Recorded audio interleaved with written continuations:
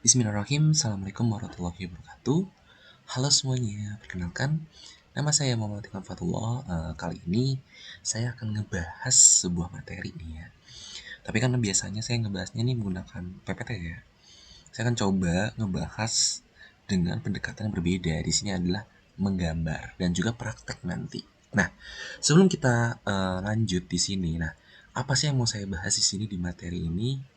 Dan nanti akan menjadi playlist juga buat teman-teman di sini buat perkuliahannya, karena saya juga sambil ngajar juga buat teman-teman publik juga di sini yang mau belajar di sini ya, lewat atau video yang saya buat atau sebagainya di sini. Jadi bebas di sini karena kita akan ngebahas di sini adalah OOP atau Object Oriented Programming atau dalam bahasa Indonesianya pemrograman berorientasi objek di sini ya.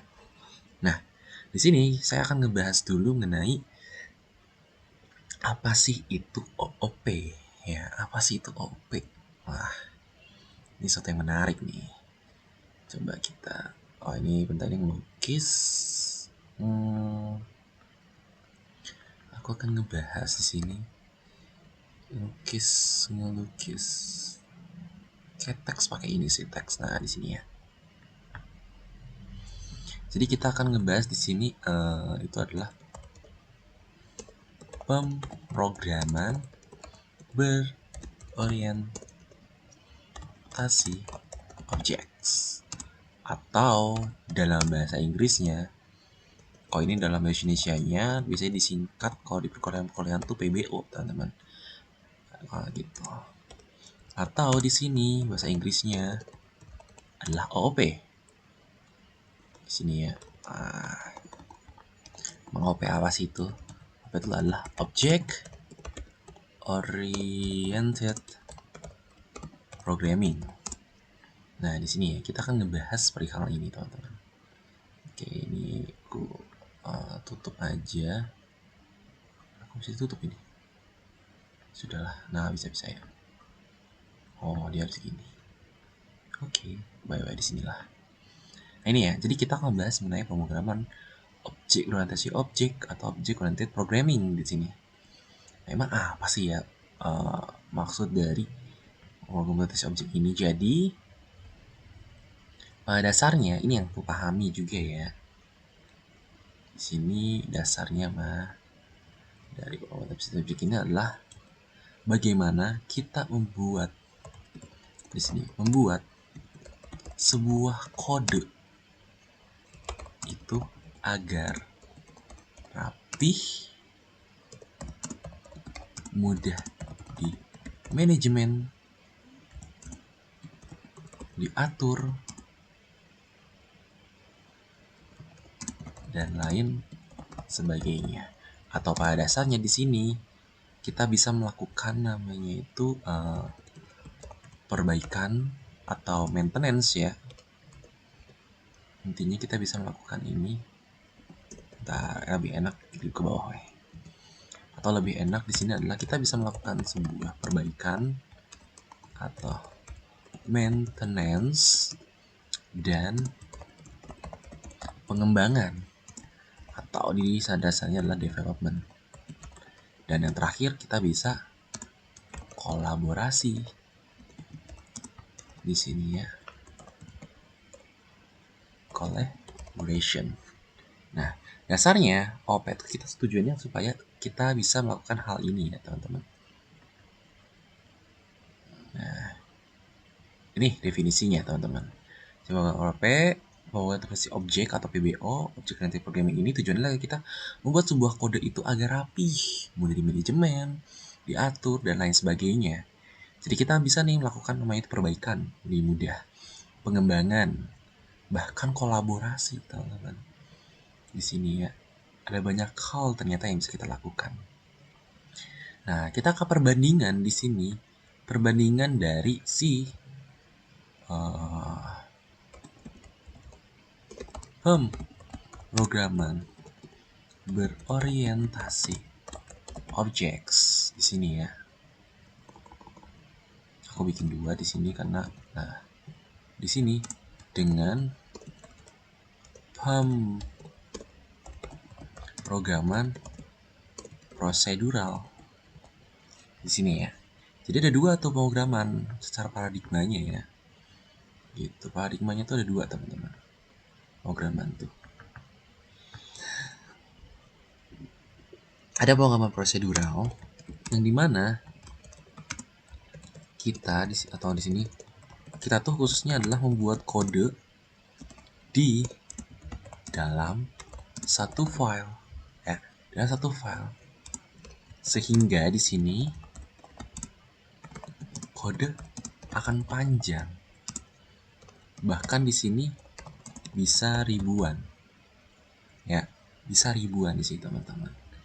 Kan kebayang aja nih ya, kita buat kode satu file tuh ribuan dan sebagainya, maka akan sulit nih melakukan ya tiga hal ini. Ribuan di sini. Sehingga akan sulit melakukan sini ya, aku gini aja. Perbaikan, pengembangan, kolaborasi, dan lainnya, kayak manajemen dan sebagainya di sini. Intinya ini kita akan sulit nih melakukan hal-hal ini, teman-teman. Jika kita membuat sebuah kode dalam satu file yang itu akan basisnya ribuan banget. Nah, berbeda halnya dengan kita berarti objek. Kita akan membuat sebuah kode sesuai apa di sini? Sesuai namanya itu layanannya, fiturnya di sini dan sebagainya. Biasanya dia lebih kental di sini ya dengan bisnis proses. Jadi harus jelas nih bisnis prosesnya di sini. Di sini harus jelas. Sehingga kan kode lebih dari satu file sesuai tanggung jawabnya di sini. Gitu. Bisa lebih satu file atau berbeda di sini ya. Berbeda folder di sini. Nah, atau biasa disebut dengan modularisasi atau modular di sini. Gitu ya.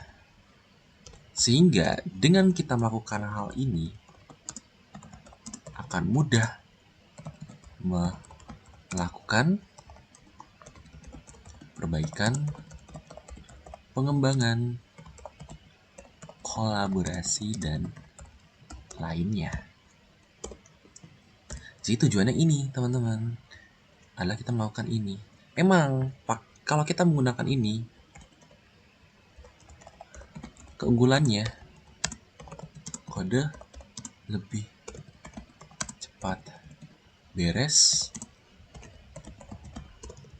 cepat beres di sini, tidak perlu pemahaman kompleks di sini. Emang kayak gini ya di situ. Kalau di sini berarti aku bikin kelemahannya ya, kelemahan di sini. Nah, kelemahannya sehingga sulit. Tapi keunggulan di sini kode lebih cepat beres, tidak perlu pemahaman kompleks dan lain halnya lah, teman-teman bisa terus kebayang sendiri di situ. Nah di sini kalau sehingga ini adalah keunggulannya. Nah kelemahannya apa? Nah, kelemahannya di sini adalah butuh pemahaman yang kompleks. Kode butuh banyak pemanggilan dari beberapa file sesuai tanggung jawab di sini. Butuh standarisasi penamaan file atau folder, dan ya lain sebagainya di sini. Kebanyakan. Ya, jadi kita bisa lihat nih perbedaannya sebenarnya ya. Di sini perbedaannya adalah hal-hal ini ya. Jadi tadi kita sudah memahami sebenarnya dari PBE itu tuh apa sih? Oh, PBE itu ternyata ini loh. Ya, tujuannya ini. Lalu kita pahami lagi, ternyata ya tujuannya lagi buat ini teman-teman. Pemrograman ini perbedaannya di sini. Gitu ya.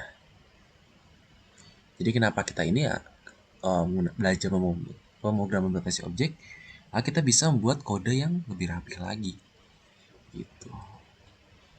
Sesuai dengan habis prosesnya, sesuai dengan tanggung jawabnya dan sebagainya. Yang awalnya kita fokusnya itu adalah penamaan variabel standarisasi, maka di pemrograman berbasis objek kita bikin file foldernya yang distandarisasi di situ. Situ teman-teman. Mungkin ini baru apa ya sebetulnya cracknya ya, atau awalannya di situ, karena ini belum ngebahas banget seputar OOP atau PBO lebih jauhnya. Nanti kalau kita lebih dalam, sebenarnya PBO itu ada 4 pilarnya. Ada pewarisan, ada interface, ada polymorphism, ada abstraction dan sebagainya di situ. Ada banyak lah. Nah, tapi di saat ini saya hanya akan menjelaskan mengenai kenapa kita belajar PBO dulu atau OP ini dulu. Gitu. Itu yang menjadi core-nya atau hal yang pentingnya. Sehingga teman-teman tahu. Sebelumnya teman-teman udah pernah nih yang belajar prosedural. Oh, tujuannya OP itu adalah untuk ini, perbaikan, pengembangan, kolaborasi, dan hal lain sebagainya di sini. Di sini ada lupa nih, pengembangan ya di sini. Nah, oke, inilah teman-teman yang bisa teman-teman pahami. Dan kalau ada yang mau diskusikan boleh di kolom komentar atau nanti bisa sharing aja. Kita cukupkan untuk pengenalan dari pemrograman berbasis objek atau OP ini.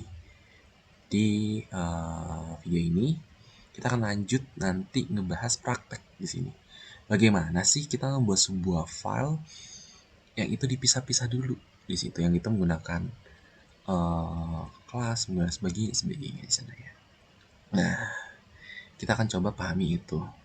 Mungkin di beberapa bahasa pemrograman, maupun nanti akan saya kasih contoh mungkin beberapa bahasa pemrograman, mungkin Java dulu nanti kita akan fokus di materi ini. Kalau udah mungkin nanti di bahasa pemrograman lainnya. Kalau JavaScript tuh apa ya? Mungkin TypeScript ada, atau C dan sebagainya. Tapi kita akan fokus ke Java dulu nanti ya. Atau PHP, PHP juga ada di sana. Nanti saya akan bikin sebenarnya materi tentang OP ini berbeda-beda bahasa pemrograman sebenarnya. Gitu. Biar teman-teman bisa explore lebih dalam.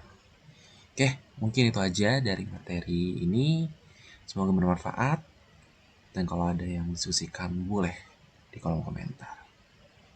Saya akhiri, wabillahi taufiq wal hidayah. Wassalamualaikum warahmatullahi wabarakatuh.